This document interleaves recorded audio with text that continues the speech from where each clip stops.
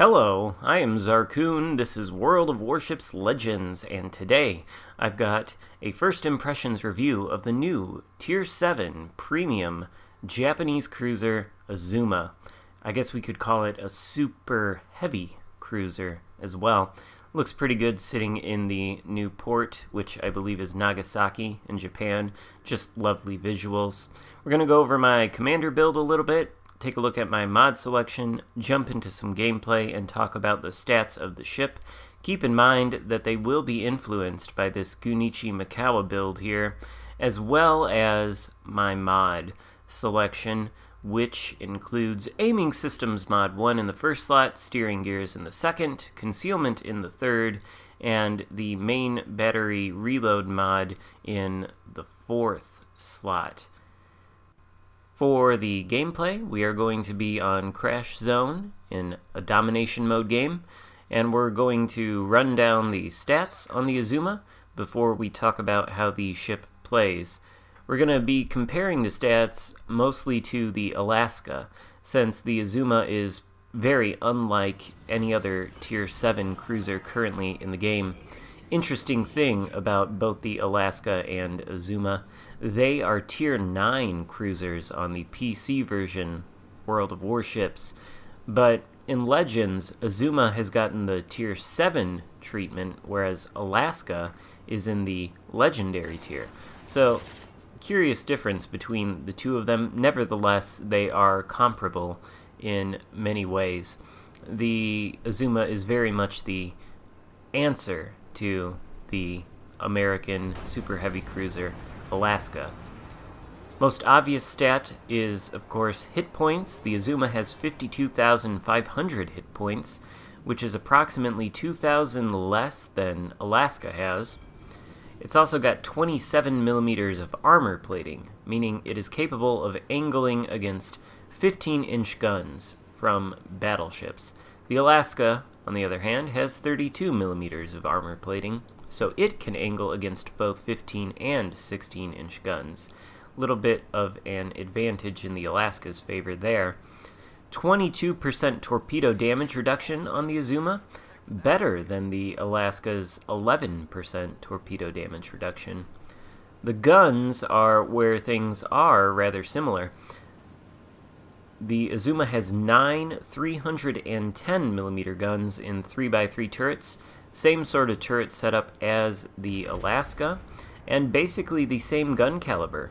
Although the Alaska has 305mm guns, the Azumas are 5mm bigger. Kind of reminds me of the Iowa versus Amagi, whereas the Iowa has 406mm guns, the Amagi has 410.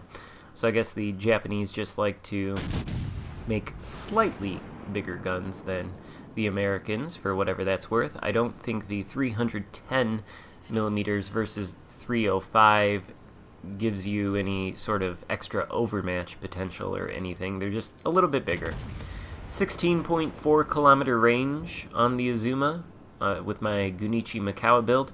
Alaska has a little under 2 kilometers more range, but I am using Norm Scott on the Alaska, and Yamamoto would be the most comparable commander in the Japanese roster to use on the Azuma. But I am not using him for a couple of reasons, and we'll talk about that as we run down the stats. 22.9 second reload on the Azuma. That's a pretty long reload. It's probably the longest reload of any cruiser in the game, and it's worse without the main battery mod in slot 4. I think the base reload is actually 26 seconds. I assume that is one of the nerfs that they've applied to this ship to put it down to Tier 7 instead of the Legendary tier. I assume it reloads quite a bit faster on the PC, and it probably would reload quite a bit faster if it was a Legendary tier ship in this game. Alaska, for comparison, 17.6 second reload. 31.5 second turret traverse on the Azuma here. Now that is faster than the turret traverse I have on the Alaska, but that turret traverse is one of the main reasons I am using Mikawa on this ship. I use him across pretty much all of the Japanese cruisers because of the turret traverse. It's one of their major weaknesses. And popping Yamamoto on this ship instead of Mikawa, I got the turret traverse clocked at a whopping 46 seconds, which is just unwieldy. So that's one of the main reasons I have chosen Mikawa for this ship. Shell damage characteristics: HE 4,500 max damage, 27% fire starting chance. That's a better HE Alpha Strike than the Alaska by nearly 1,000 points of damage, but a similar fire chance. Now, if you do want to use Yamamoto on the Azuma, you'll have a better fire chance than the Alaska with a Yamamoto build. 8,150 maximum AP shell damage. Alaska, with its American armor-piercing shells, beats that out by more than 1,000 points of damage. 35.4 knot top speed on the Azuma, beating out the Alaska by about a single knot. 920 meter turning circle radius. That's a wider turning circle than the Alaska's 850 meter one. And a 9.3 second rudder shift time on the Azuma. It's a better rudder shift by about 4 seconds compared to the Alaska, and that is, of course, thanks to the Mikawa build. And then, finally, 10.4 kilometer detectability by sea on the Azuma. I've got Alaska at 11.3, so it is reasonably stealthy. Actually, it's pretty stealthy for a Tier 7 cruiser and stealthier than the Alaska. It's comparable, I think, to the Baltimore and the Wichita. Now, how does this ship play? A couple of people in my Discord server, I think maybe one of my channel members, Juice the Goose, or maybe it was Fist of Breaker, have already taken to calling this thing the Bud Light Yamato, after I called the Alaska the Bud Light Iowa in my first impressions review of that ship. And I think the Bud Light Iowa moniker is it makes a little bit more sense for the Alaska than the Bud Light Yamato does for the Azuma, because the Alaska is a lot about the armor-piercing shells. It's very good with its American armor-piercing shells. The Azuma, however, has access to excellent Japanese high-explosive characteristics, and this ship is sort of the mirror of the Alaska, whereas I find myself using the armor-piercing on the Alaska as, my primary offensive damage output. It's the high explosive on the Azuma that I'm using much more. It has a tremendous alpha strike, as you saw there against the Venom. Honestly, had more of those shells hit, we probably could have taken him out in a single salvo. I've taken 7-8K off of destroyers with these high explosive shells on the Azuma, and I've also had salvos against enemy battleships for 7-8K damage plus fires. So, of course, those 7-8K salvos are worth a lot more as time ticks by. That's not to say that the armor piercing is not good on this ship. After all, 310mm guns are, in fact, battleship caliber guns on a cruiser. The Odin, as you know, has 305mm guns, much like the Alaska, and that is a battleship. So the Azuma with 310mm guns has battleship caliber guns on a cruiser. So the armor piercing is effective against the broadsides of both battleships and especially cruisers. We will see it in action against cruisers or battleships before this game ends. I can't remember if we're going to shoot any at that Gneisenau. Probably not, because he's almost dead. But you saw that high explosive salvo took 7,400 hit points off that Gneisenau. Didn't start a fire, but that is not a rare occurrence on this ship. Looks like we're going to be able to finish off that Gneisenau now with this high explosive salvo. Yep, he goes down. And that just leaves, I think, 3 enemy cruisers left alive on this team. And notice now we are under some high explosive fire. That seems to be a little bit of a weak point for this ship.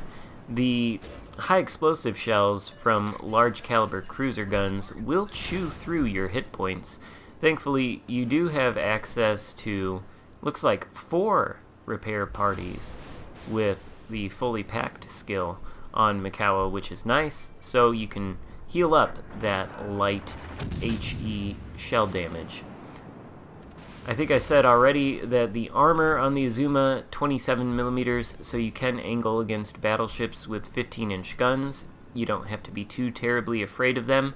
Don't have a great example of that in this game, but it can happen. Right now we're squaring off against another enemy Azuma. This guy has bought out the campaign, I assume. Thank you for keeping the lights on, sir, but I'm gonna try to extinguish the lights for you right now. Got a fire burning on him. I think he's gonna go down any second here, and it will be lights out. Yep, back to port. We're gonna switch to the armor piercing now to show what it can do against a broadside cruiser. I am kind of looking at this Chapayev here too, hoping he'll come around the corner, because if he does, I can kill him easily, and then if I can finish off the York, I'll get a Kraken. Spoiler alert, not gonna happen.